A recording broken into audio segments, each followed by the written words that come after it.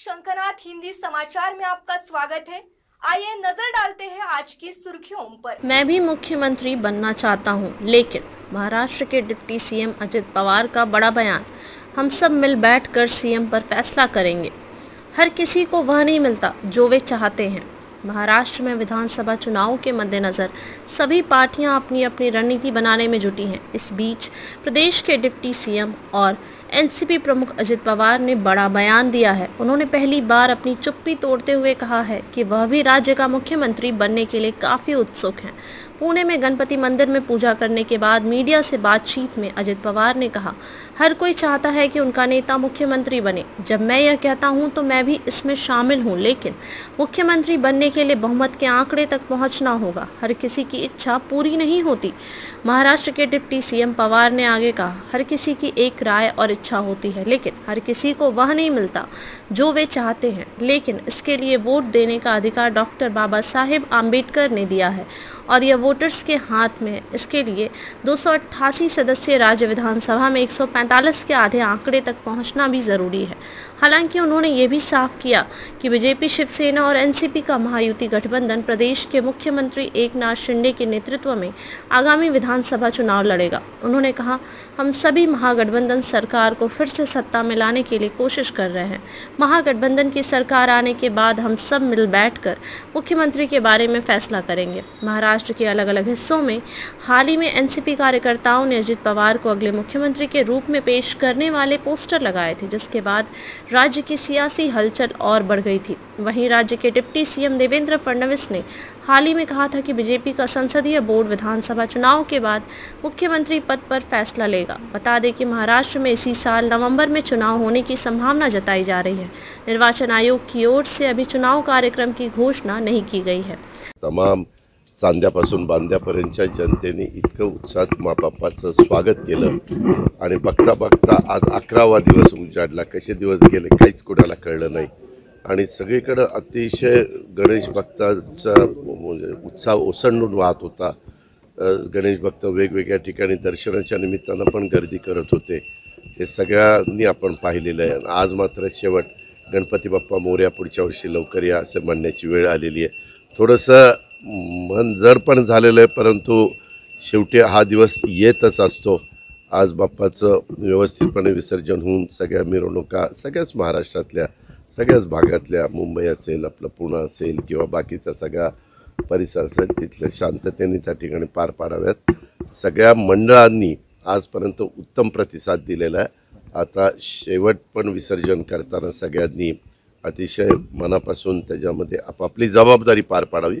आमची पोलीस यंत्रणा त्यांची जबाबदारी पार पाडायला कुठेही कमी पडणार नाही याबद्दलची ग्वाही पण मी देतो। गणपती बाप्पा मोरया तोंडावर आहे। सांगू का, सगळ्यांनाच आपापले नेते मुख्यमंत्री व्हावं असं वाटत असतं। सगळ्यांनाच वाटतं म्हणलं सगळ्यात दादा आला तू काय रे असं करतो। सगळ्यामध्ये सगळेच आले।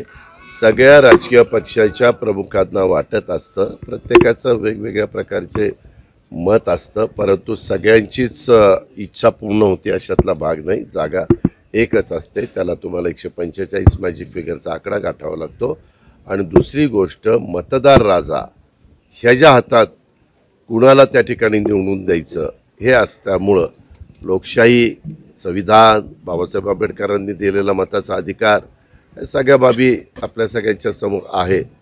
शेवटी चांगल्यातलं चांगलं प्रत्येकाच्या बाबतीत व्हावं ती सगळ्यांचीच इच्छा असते। सगळेच जण त्या पद्धतीने प्रयत्न करतात। काय झालं, मधल्या कोविडच्या काळामध्ये आपल्याला बरेचसे सण, मग आपला दहीहंडीचा असेल, आपला गणेशोत्सवाचा असेल, आपला नवरात्राचा असेल, सगळे सण, दिवाळी असेल, ख्रिसमस असेल, ईद असेल, सगळ्या सणावर मर्यादा आल्या। तिथं गर्दी होऊ नये म्हणून आपल्याला हे 4 भिंतीच्या आत घरामध्येच ते साजरे करावे लागले आणि त्याच्यामुळं कुठंतरी मंडळं, कार्यकर्ते हे मनातनं आतनं नाराज होते आणि सगळ्यांना वाटत होतं कधीतरी ह्याच्यातनं संपूर्ण जग, देश, राज्य आणि आपला परिसर बाहेर पडावा आणि पुन्हा पूर्वीच्या उत्साहामध्ये, पूर्वीच्या जोशामध्ये हे सगळे उत्सव साजरे करावेत। आणि नंतर करोनाचा काळ संपला, त्याच्यानंतर मात्र आपण सगळ्यांनीच बघितलं, दहीहंडी असतील, आपले गणेशोत्सव असतील, अतिशय उत्साहाने, उलट दरवर्षी याच्यात भर पडते. आता मी पण गेले 35 वर्ष बघतोय. सुरुवातीच्या काळात मी खासदार म्हणून ज्यावेळेस ह्या मिरवणुकीत वगैरे सहभागी व्हायचो आणि त्यावेळेसची मंडळं आणि त्यावेळेसचे देखावे, त्यावेळेसचे एकंदरीत तो उत्साहाचा काळ आणि आताचा काळ ह्याच्यामध्ये भरच पडत चाललेली आहे. तुम्ही बघता मुंबईमध्ये काय, पुण्यामध्ये काय किंवा महाराष्ट्रातल्या इतर भागामध्ये काय, एवढी लोक त्याच्यामध्ये इन्व्हॉल्व्ह व्हायला लागलेली आहेत, अतिशय उत्साहाने व्हायला लागलेली आहेत.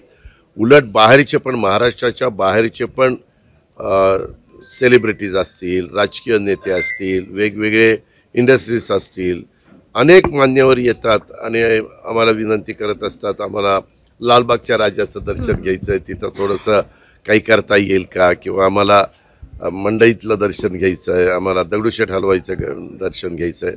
असे हे जे काही गणपती आहेत त्याच्या दर्शनाच्या करता देखील मोठ्याच्या मोठ्या रांगा लागतात. पण सुदैवाने 2 दिवस लागोपाठ सुट्ट्या आल्या, त्याच्यावर लोकांच्यामध्ये अतिशय उत्साह ओसंडून वाहत होता. कारण काल मी सकाळी लालबागच्या राजाच्या दर्शनाच्या करता गेलेलो होतो, त्यावेळेस मी तिथं काहींना विचारलं आणि पोलीस यंत्रणेला पण विचारलं. आज मात्र आता निरोपाचा दिवस आलेला आहे. थोडंसं आम्ही सगळेजण जड अंतकरणानेच गणपती बाप्पाला निरोप देतो. मी सांगितलं ना की सगळ्यांचं योगा, प्रत्येकाने आपण मागणं एक समाधानाकरता करतो. शेवटी प्रत्येकाला कष्ट घ्यावे लागतात, प्रत्येकाला मेहनत घ्यावी लागते. आणि मतदार जो आहे, वोटर जो आहे, तो वोटरचा विश्वास तुम्हाला मिळवावा लागतो. असं देवादर्शनाने सगळं होतं अशातला भाग नाही, तो एक वेगळा भाग आहे. आणि काम करून लोकांचा विश्वास संपादन करणं हा एक वेगळा भाग आहे. तशा पद्धतीने सगळे राजकीय पक्ष आपापल्या परीने प्रयत्न करतात, तसा मी पण प्रयत्न करतो. नाही, पहिल्यांदा महायुतीचं सरकार आणण्याच्या करता आमचा सगळ्यांचा प्रयत्न चाललेला आहे. महायुतीचं सरकार आल्यानंतर सगळेजण आम्ही एकत्र बसू आणि निर्णय घेऊ. आताच्या तरी निवडणुका मुख्यमंत्री एकनाथराव शिंदेच्या नेतृत्वाखाली आम्ही त्या ठिकाणी लढवतो. आज के हिंदी समाचार में बस इतना ही. फिर मिलेंगे देश भर में घटित अहम खबरों के साथ.